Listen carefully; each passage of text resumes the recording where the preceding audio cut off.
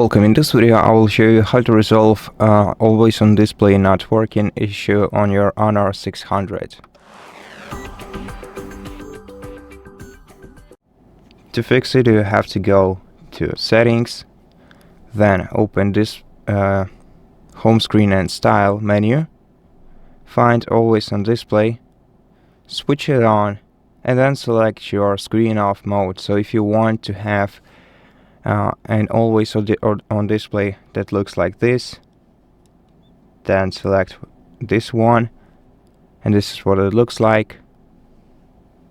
And if you want to have the partial screen always on display, select this one, and this is what it looks like. And that's pretty much it. Thank you for watching this video. If it helped you, please consider subscribing to our channel, leave us a like and a comment below, and I'll see you in the next one.